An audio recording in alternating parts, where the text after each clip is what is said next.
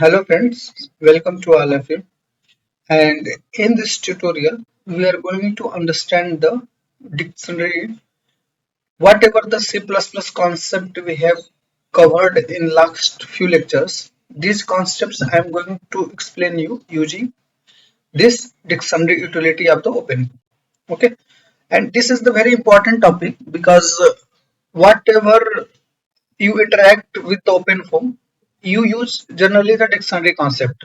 Okay, so I will going to also cover that how you can use the doxygen of the OpenFOAM and how this doxygen can be helpful for you. And once this topic will be covered, then we are going to cover the topics like creating our new solver or developing a new library or developing new utilities. So complete SRC folder and solver folders I will cover after covering this dictionary concept. Hello friends. So first let me go to the doxygen. So for using the doxygen, you can just type open home and I am using 6 version. So I will type version 6 and I can type doxygen. Okay. So the first link will let you to the go to the doxygen folder. Okay. So this is the doxygen. And here everything structure of the open form has been given, so you can just go through it.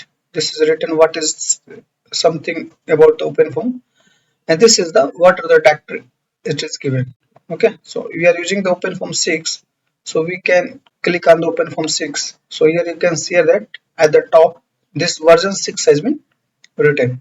Similarly, if you are using a 7 or 8, that version should be written here. Okay, now here different namespace is given. Generally we use the form namespace. Okay, so everything whatever you are doing, that form namespace we generally use. Okay, here the different classes are given. Okay, and different functions, that is the class list, index, and that is the member function of that those class is given.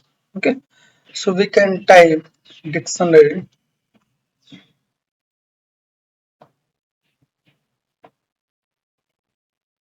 So first generally we use the .h. Okay, so this is the dictionary.H folder that we have opened. Now here you can see that these are the classes that is being derived in dictionary.H. Okay, so these are the classes is being used in dictionary.H folder. Okay, that the function declaration has been done this dictionary class. Okay, now what are the capability of this class that is written here. Okay, so you can read that a list of keyword definition which are a keyword followed by a number of values. So it can use for the words and number both, and the keywords can be represent patterns which are using a POSIX regular expression. Okay, so if there is expression also, then this dictionary class can be also used. Okay, so it has been implemented in the namespace of the open form, that is the form namespace. Okay, and these are the functions definition has been done in this class. Okay, now we can open the definition of this dictionary.h. So now here you can see that, so this I have told you that this is the independency class and these are the files, that is .header files, that is going to be used in this class. That is why it is written here with the start of the declaration in the class. We will go to the definition here. So there is the concept of the forward declaration, that is the advanced concept. So I'm not going to cover that topic, but you should remember that this forward declaration is done because sometimes it happens that this class is being used before the definition. Okay, so suppose you want to use this class, that is the regex. So suppose we want to use this class, that is mentioned here, before its definition, then there is a concept of the forward declaration. Okay, so that is why you can see here that there is a forward declaration is done. Now there is a dictionary name class first created, and then this dictionary name has been derived in the this dictionary class. Okay, so let's me first start with this dictionary name class. Okay, so this class is generally used to read the name of a given dictionary file. Okay, so this is used to the just read the name of the given file. Now if we see this class, there is a first private data declaration. Okay, then there is a constructor. Okay, so I have told you about the private data, and then there is some construction has been constructed, and there is a concept of the member functions. So these all the concepts I have completed in the C++ tutorials. Okay, so you can see here that there are two kind of constructor has been given. So first is the null constructors. Now let's create a one C++ folder. Now let's create one app, that is the solver, and let's understand the capability of this class, that is the dictionary name. Okay, so I can type OF6 home new app, and I'm going to create one example, that is example 1. So you can see that this make directory of this has been created. So we can go to the .c folder. So for now I'm just turn offing this abcfd.h. Okay, so we are going to do everything from the base. Okay, I can turn off this also, and I can remove everything. Okay, so we are going to do everything from the 0 level. Okay, now if you want to use this .h folder, that is the dictionary.h, then I have to include this folder. Okay, so let me copy from here, and I can write include dictionary.h. So remember here it should be .h. Okay, so we have included this dictionary.h. We can remove it. Now first we have to create a object of a given class. Okay, so there are two methods we can create an object. So we can use this method, that is dictionary name this class. Okay, so here we have to pass an argument. Okay, and that argument should be a name of a file. Okay, so first let me copy these things.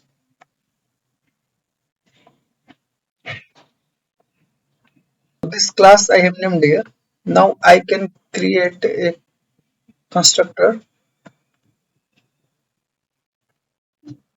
file name 1, and I can pass the argument, that is file 1, that should be a text. So this is the declaration of a class. Okay, so here you can see that it is saying that we have to pass argument. So you can see here that this is the name of file, and that name is equal to the name you are going to give. Okay, so what I mean to say that this file name that is given, that you are giving a argument to the constructor. So this is the argument you are giving, and that the argument you have entering, that will be stored in this name. Okay, that is the variable, that is the private data. Now let's understand the some member functions. So we can call this member function, that is name. So that is going to the print the name of the file. So remember we are turn offing this, we are not including this header file. So we have to always call this home namespace. Okay, because the name space home is already declared in FACFD. Okay, so that is why if you want to use any capability of OpenFOAM, we have to always write here form, and I can write info, or I can write here using, so I can write here one. Let's write info, the name of the file equal to file. So we have to call the object name, that is file name one, and that is the functions. Okay, that is the method that we are going to use. Okay, so we can call this name method. It is going to return the name. Okay, so remember here that if you are not going to use this line using namespace form, then it is going to show the error because we are not including FBCFDH. To go to this folder,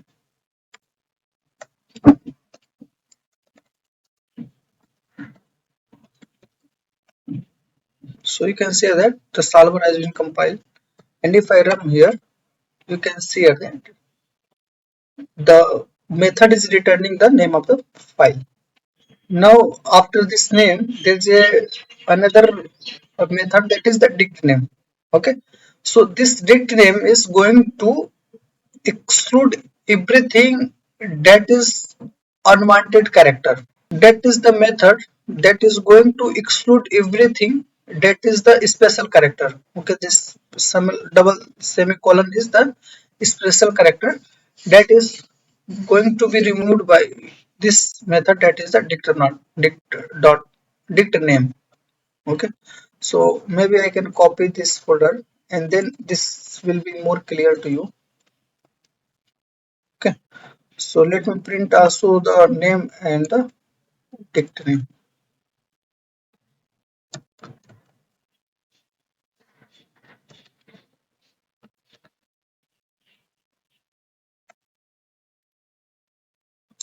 Now if I run, so you can see here that this character has been removed when I am using this command, that is the dict name. Okay, and how this definition has been done, that is a concept of the C++, that is a something, the string concept in the C++, that is more clear for you. And I think if you watch my the string variable video, I already covered this concept of the string. You can just find there. Okay, now this class is being, whatever the class we have declared here, that is the dictionary name, this is being derived in this dictionary class. Okay, so what is the derived means whatever the functions have been written in this class, and what are the variables written in this class that can be accessed in this dictionary class. But here is also the restriction that the public members or public method can be used in this class only. The private can not be accessed here. Okay, so let's see that how the definition of dictionary has been done. So there are some private data that is declared here. There are also some member functions, also the private member function. So if you are this members function can be only accessed in this class definition. Okay, so this definition you cannot use in your solver or in your application. Okay, these are declared here to use in the definition of the public. Okay, so the most important things are started from here, so these things we can use only. Okay, these things we can use for our purpose, and maybe some of the method I am going to cover here. Let's see the dictionary class. So this is the dictionary class. Here it is started. Now you can see that this dictionary name is derived in this dictionary class. So from here you should understand that the public functions for public members of this dictionary name can be accessed to the dictionary. Okay, this id list is also derived in the dictionary class. Now the definition of class is started from here, and you can see here that from this point to this point everything is a private. So whatever the variables or whatever the members has been created, these are all the private. So private means these things can be accessed in the class definition only. Okay, so this functions or this method cannot be accessed out of this class because these are the privates. Now here we can start seeing the definition here. Okay, so from here you can see here that the constructor has been created. So you can see here that this is the null constructor. This is the constructor who is taking a file name. Okay, this is the another constructor. So these are the different constructor of this dictionary. Some of the constructor we are going to create and see how can you use this construction for your purpose. Okay, so we are going to construct the some of the constructor here and some of the members functions we are going to use for a test case. Whatever the necessary things of class you should understand by this level, that aspects I am going to cover. So let's go to the folder and create one app. So first create the environment, then I will create few new app x2 example 2. Now let's go to the folder here.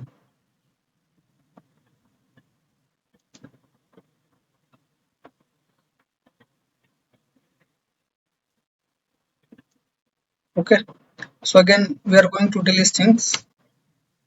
I'm going to delete these things also because we are not creating the time object or mesh object, or we are not going to work for a given folder. Let's turn off these things also, and we can write it here using name space foam. Okay, so we are using the foam namespace. So I'm writing foam. Now here we are going to do coding, but before that we have to include this header file. Okay, so this dictionary header file we need to include if we want to create the class of this dictionary file. I can copy this line and I can write as include double semicolon dictionary.H. This should be,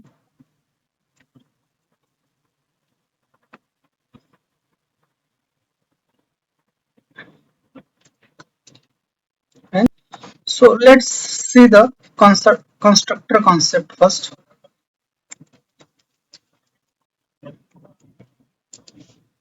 Okay, so this is the doxygen, and if you go to the different constructor, this is a null constructor, so it will create a constructor where there is a no any file name is given.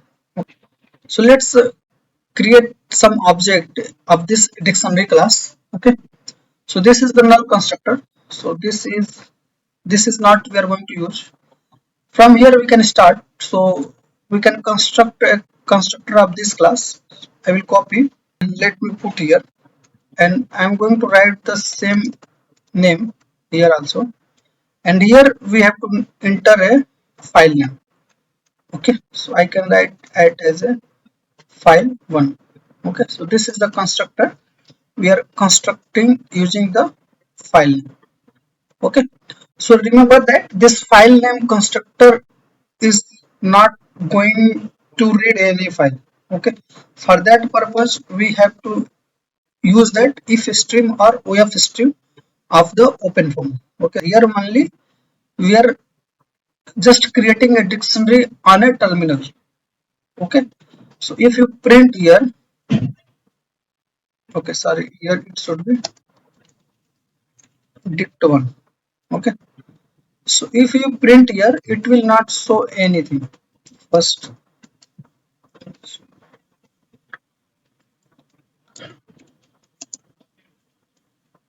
So if even if I print dict1, it is not going to print anything. So I can type here web6 w clean.r wmath. Okay, sorry, we have to go to the this folder.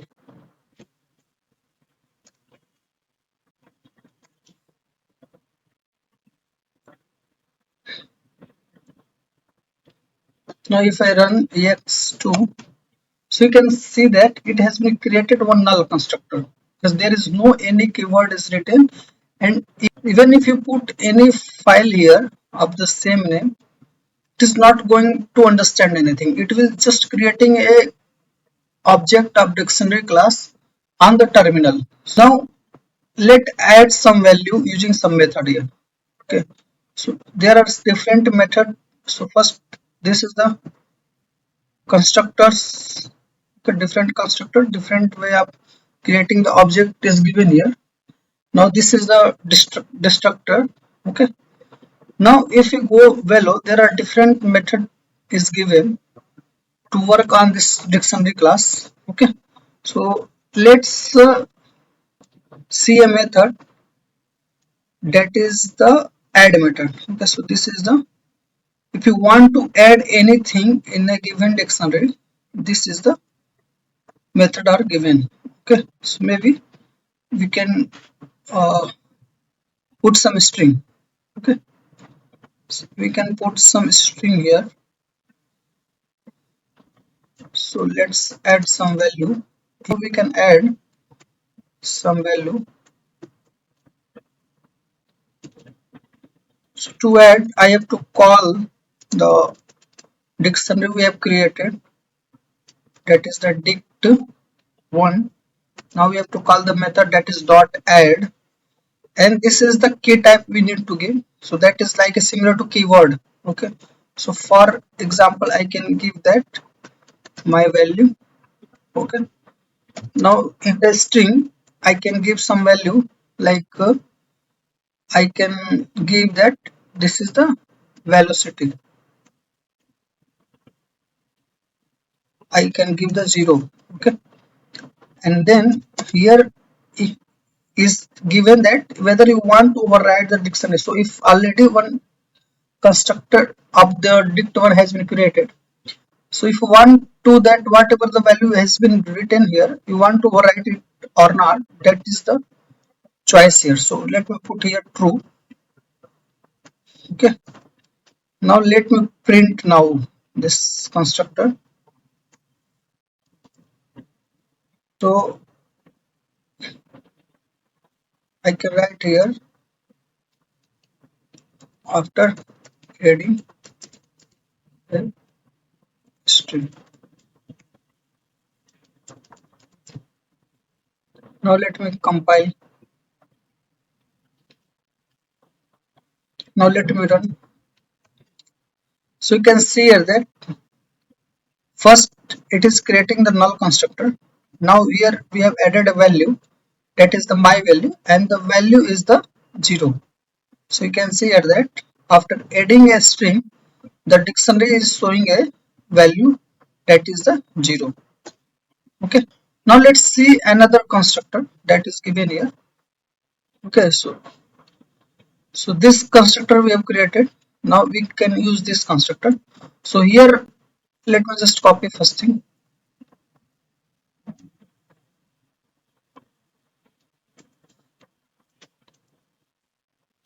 Okay, so I can comment it out.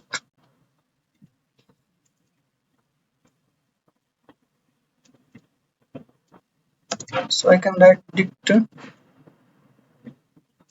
Okay, so remember it was dict1, and now I am writing a dict2. Here I have to give a file name. Okay, so I can give that file2. Okay, this is the file2.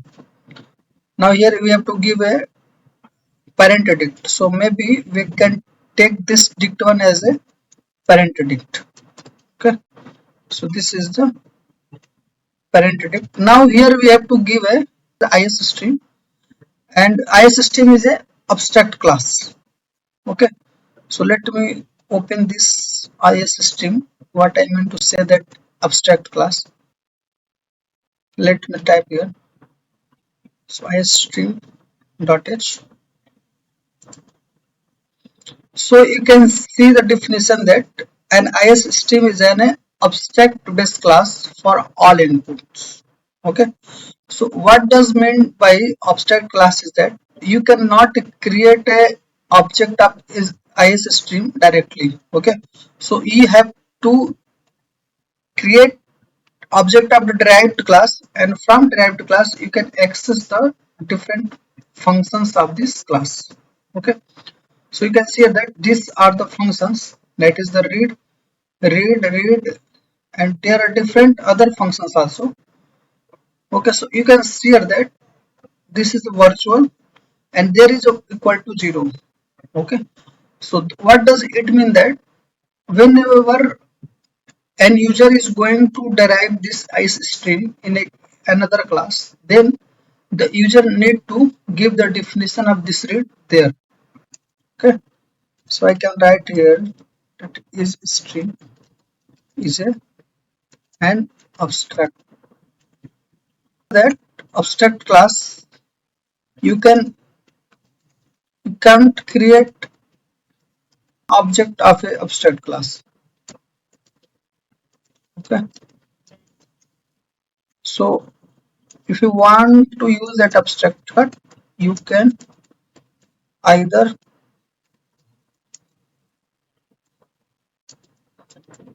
create a pointer or reference.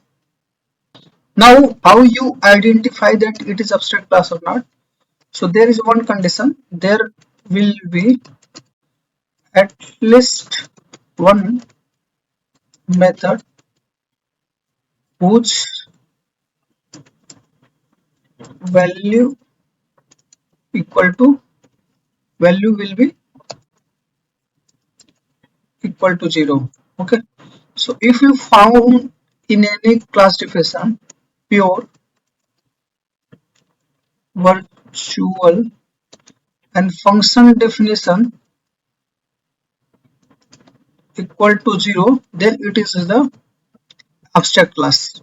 Okay, so why this abstract class is being used? So this is used. So this is used to tell that how the subclasses should be defined. Okay. Now if you go to the is stream, this is the stream source file. Now you can see that there are many functions whose value is equal to 0. Okay, so this virtual, the function name, and this equal to 0, then this is a virtual class. Okay, so this will be not pure here. So this will be virtual and function name equal to 0, then this is a abstract class. Okay, so this is the method. If virtual the function name equal to 0 is written, then you should understand that this is the abstract class. Okay, so you cannot create any object of this class, and if you want to create object using this class name, then you should either use the pointer method or the reference method. Okay, and why it is being used? Because it is used to tell that how the subclasses should be defined. Okay, so therefore here I can create a stream and I can create a one reference with the name of the is. Now we have defined a value in dict1 file. So this dict1 dot, we can use the method lookup, and now the keyword we have entered that my value. That keyword value we can look up in the dict1, and this value is being stored in the reference of the is stream. Okay, now this is we can create here. Okay, so this is the object using this constructor. So remember we have created this constructor here. So this constructor, remember here that we have copied this constructor definition from the dictionary.H. Now using this dictionary constructor we are creating an object that is the dict2. Now let me print the dictionary, this dictionary also. So I can write here that second constructor, and I can print the method here. Okay, now our third constructor is the just by definition of the is string. So I'm just telling that how the constructor is being created. If you want to use the default class created in OpenFOAM, then how you can create object using the definition given in the OpenFOAM. So these things we can just write here dictionary. Okay, now after this dictionary I have to give this yes string, so same definition we can give here is, and I can put semicolon here, and here we are creating dict3. Okay, now we can print this dictionary also. So this is our third constructor,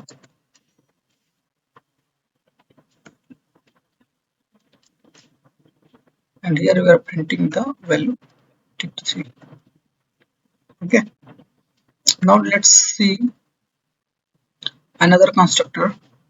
Okay, so we are printing the different constructor here. So this is the keep header. So if whether you want to keep header or not, so that is the bool condition you have to give, that is whether you want to put it the headers whatever OpenFOAM has given or not, that thing you can use here. Okay, so that is similar to these things. This is the constructor that is going to take one parent file and one another dictionary. Okay, so maybe we can also use this method also. Okay, next one is the copy constructor, that is the generally found in every code of the OpenFOAM. So this is the dictionary we are creating the using the fourth constructor. So I can copy here, I can paste it here. So here we are creating the fourth constructor, and definition is we have to give a parent to dict name. So maybe we can give the dict1, and here we are going to also give a dictionary name. So that is the dictionary1 also we are giving here, and this is the fourth one,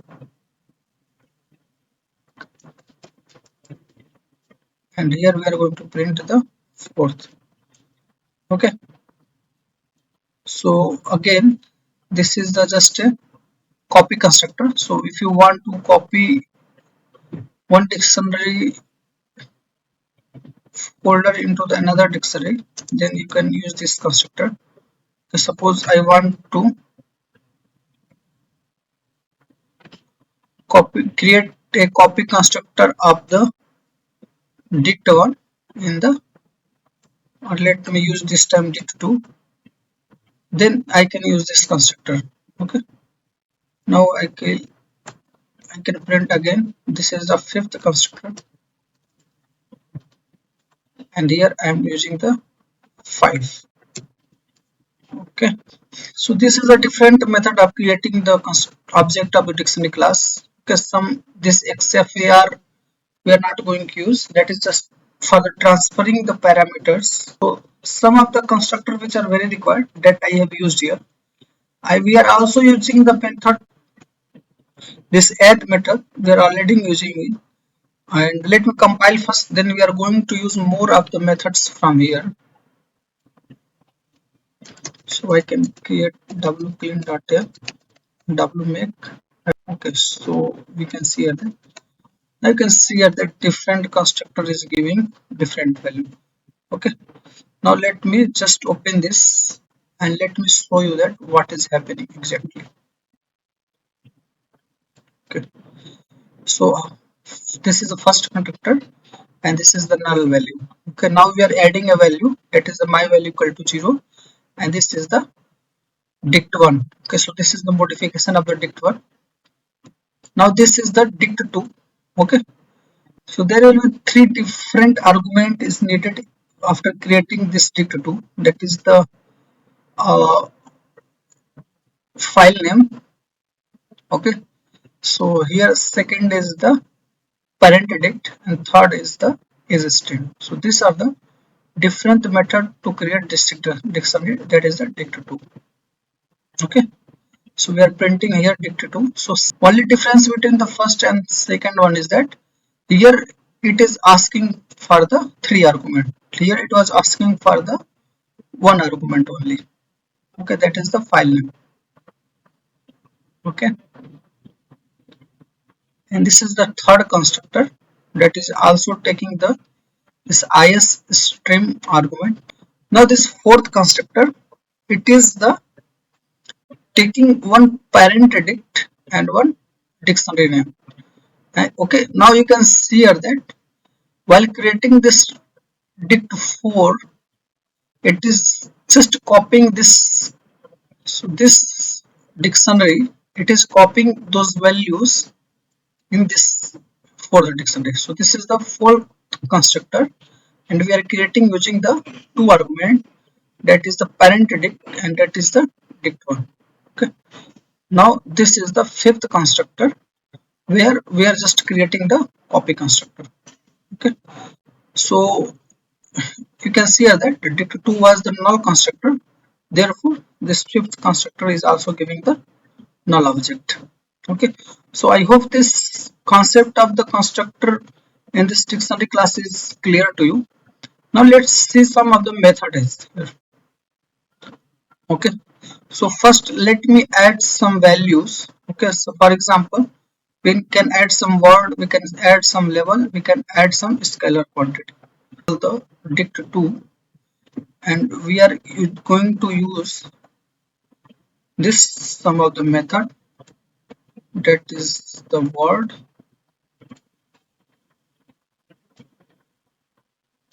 So we are going to add some words here. I'm going to also add, we have already added the string, we can add l level, we can add scalar. Okay, so these things we are also going to do. So let me just write all the methods that we are going to use. Okay, so let me write here that method, or I can say that member functions. So this is also we are going to use.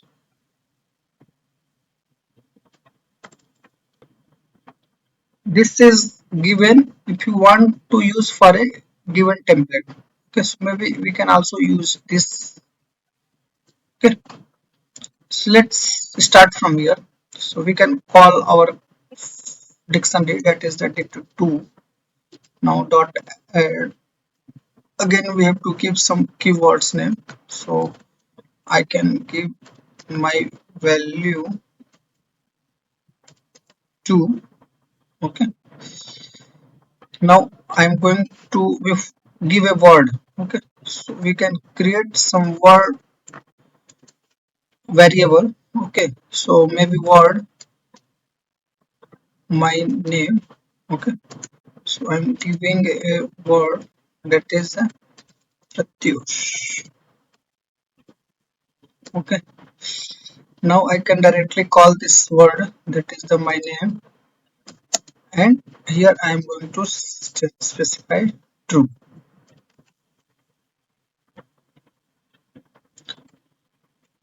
Now let me print here. So this is the first modification we are doing, and we can print here dict2. Okay, now let me just copy all these things, and here we are going to give a label.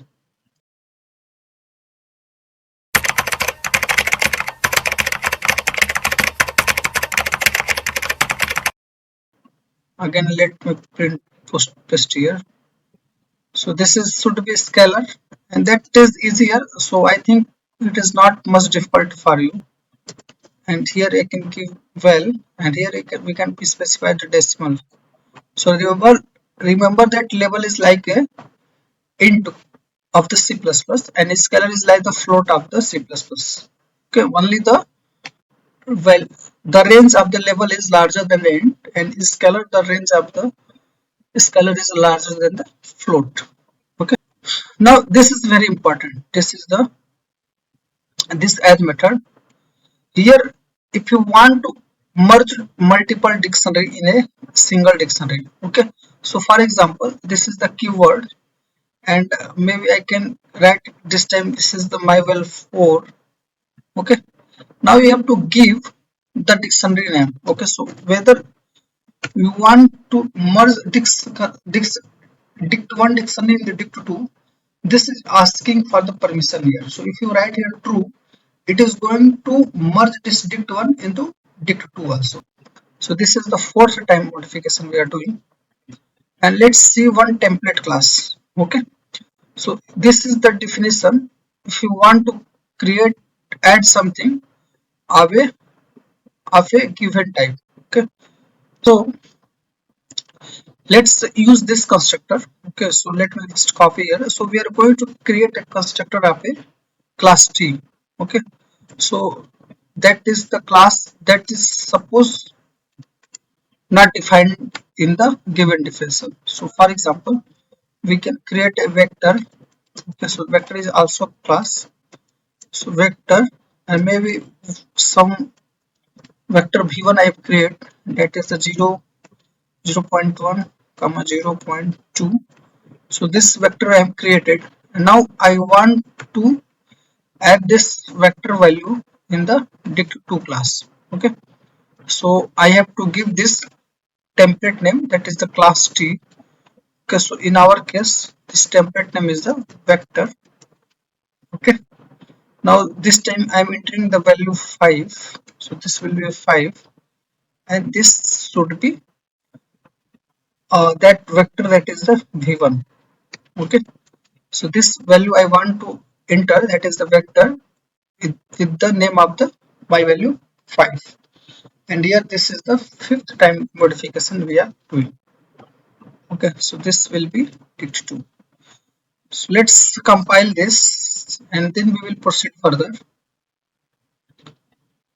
Okay, so I can write wclean.l and wmath. Yeah, so if I compile and let me open it here, then I will compare everything. Okay, so till fifth constructor we have discussed it. Now this add method, so see, it is adding first, that is my value 2 with the word, that is the Pratyus. Okay, so this is the first addition. Okay, now second time we are adding a label. Okay, so this is, you can see here that it is adding a label. Okay, now see that this is going to add in the dict2 only. Okay, so whatever we are going to add, it will going to add in the dict2. In the third time you can see that it is adding this my value 3 equal to 1.1 e to the power minus 0.6. Okay, so yes, see that we have not done this change. So this my value 3 is written here also, here also, that is why it is updating the value here. Okay, so earlier it was 123, here it has been updated the value. Okay, so this is the concept of the override, because we are writing the override. So if override is true, then it is going to update the value.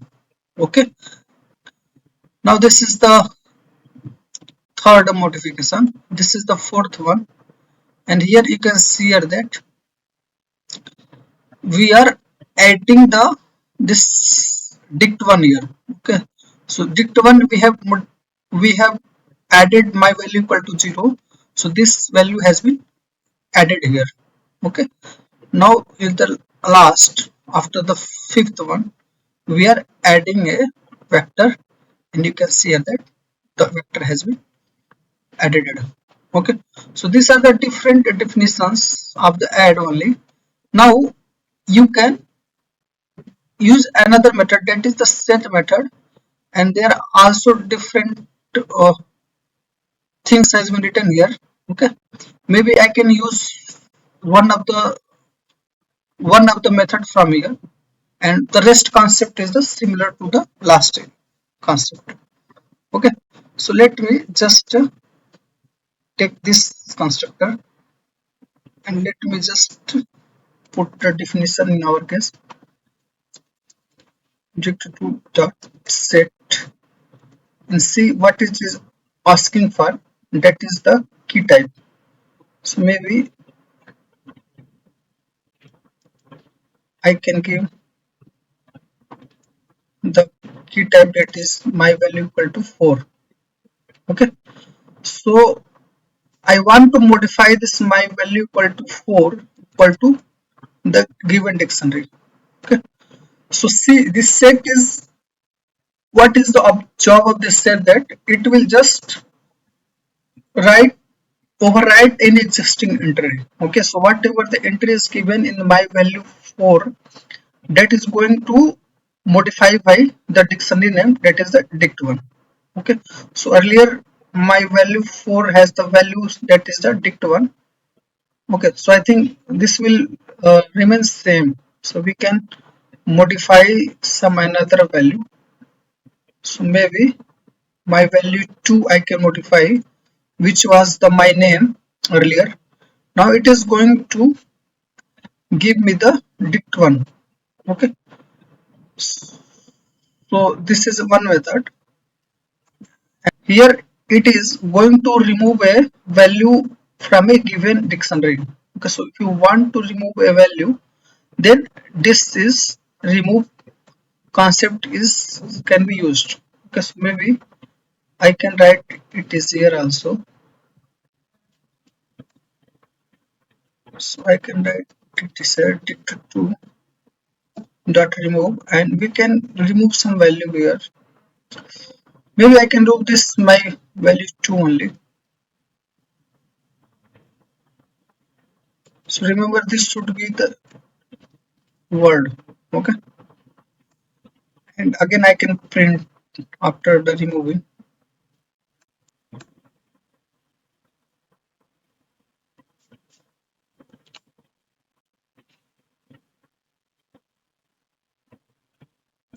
Okay, so let's start from the set. Okay, so you can see here that remember earlier this my value 2 has a name, that is the Pratyus. So my value 2 has a name, that is the Pratyus.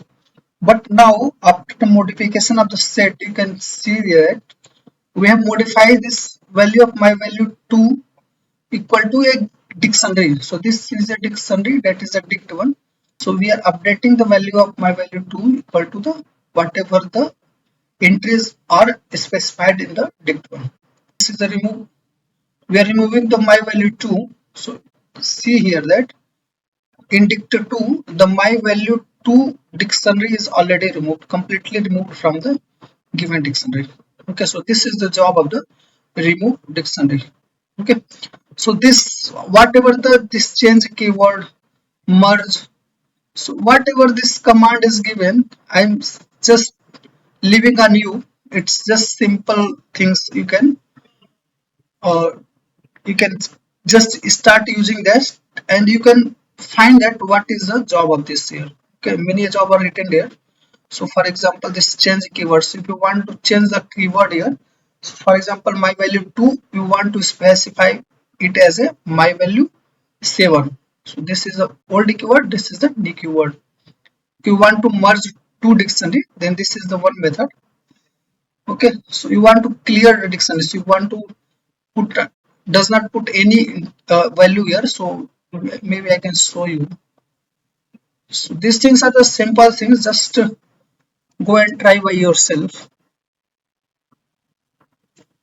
Okay, and I can write it is clear.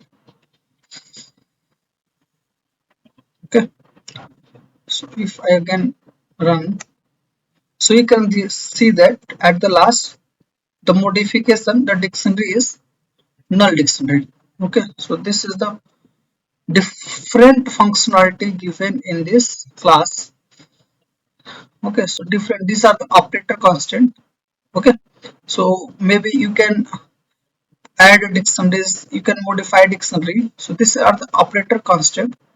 So whatever we are printing using this operator, this is the operator working for the dict2.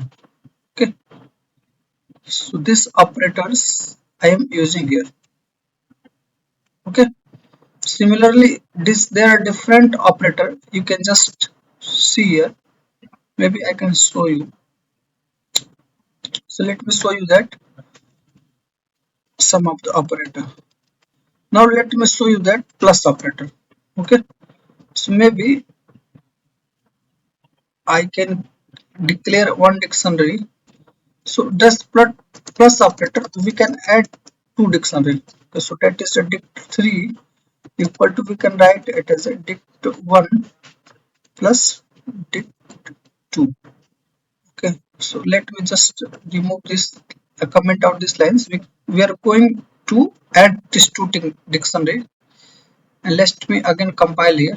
Okay, so first we have to also print on the terminal to see the effect. Okay, so I can write it here as a operator, that is a dict3.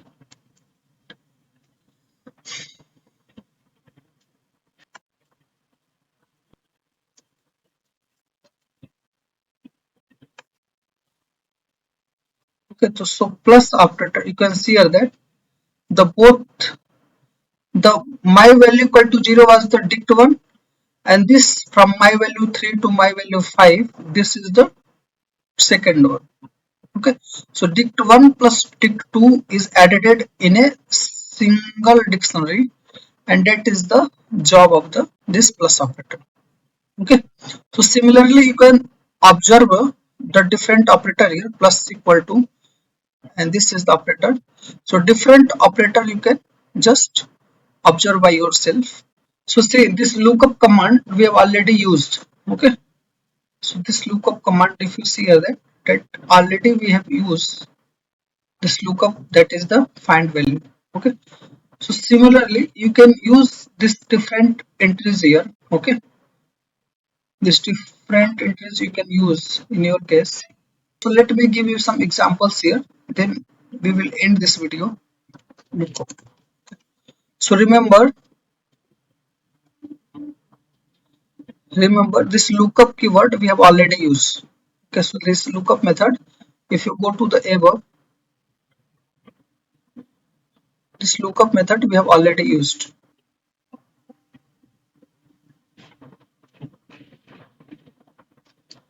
Okay, so I can write it as a dict2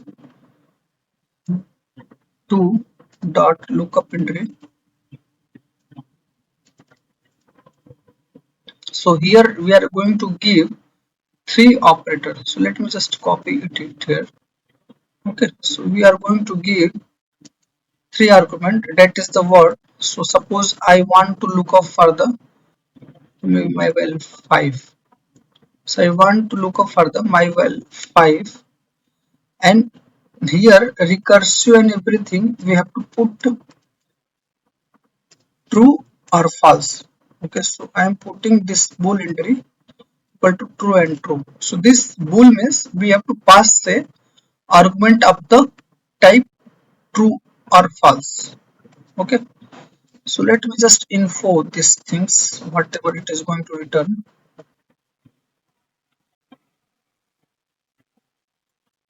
So if I type ex2, okay, so you can see here that it is going to print the value of the myval 5.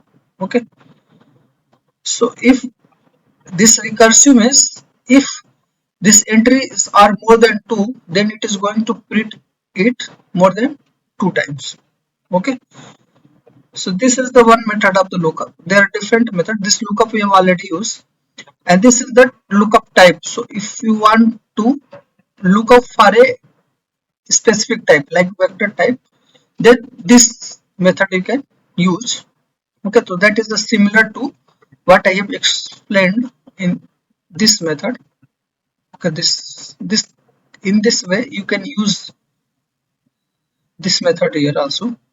Similarly for this method. Okay,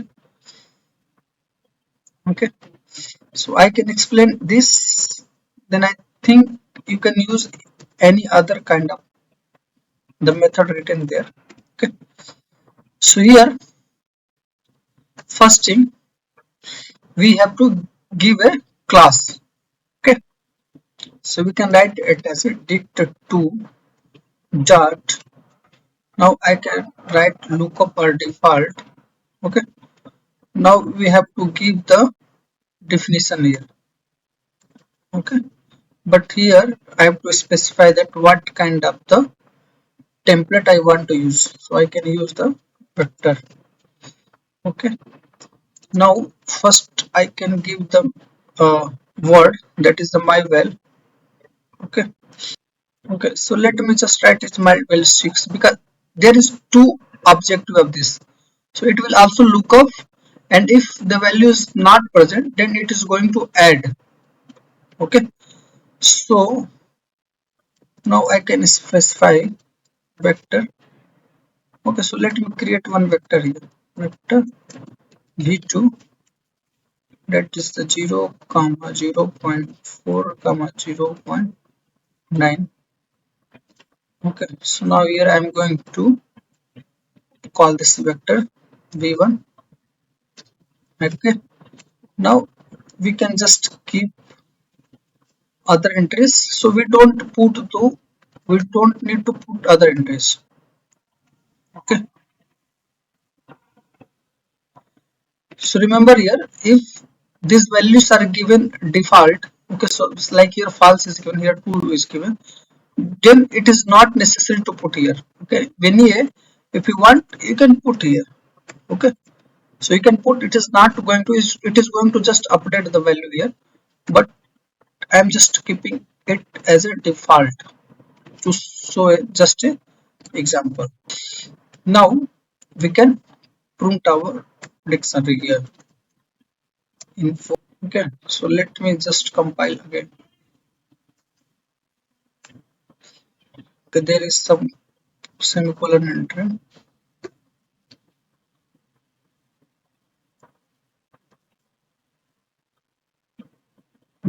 Let me run. Okay, so now you can see here that this is the method. So it is, there are two of this method here. So it will either look up, or if this keyword is not present, then it is going to add those keyword. Okay, so this is the value, that is the my value 6, it was not present here, that is why it is adding the value. Okay, so by default we have put here the v1, we can put here v2. Okay, but the concept I think is clear to you. So if the, either it will look for the value, or it is going to update the value. Okay, so you can see here that this my value 6 was not present, then it is going to add. Otherwise if the value is present, then it is going to look up for those value. Okay, so this is the very important, this lookup or default. I think you can find this command, this is the method in many of the src folders of the OpenFOAM. Okay, concept of the different methodology of the dictionary class, I think it is clear to you, and you should try different methods that I have not covered. There are many methods that I cannot cover in a single tutorial, but the concept is already I've given you. You can try by yourself, And I think the video is already too much longer, so I'm going to stop here. And in next class I'm going to discuss about the IO dictionary. Okay, so that is the part of this tutorial. I will discuss the IO dictionary class, how it works, what are the different methodology there. Then after that we will proceed toward creating a library solvers or the different utilities in the OpenFOAM. So I think this video will be helpful for you. Please subscribe my channels and please just share these tutorials to your friends. So thank you to all of you for watching this.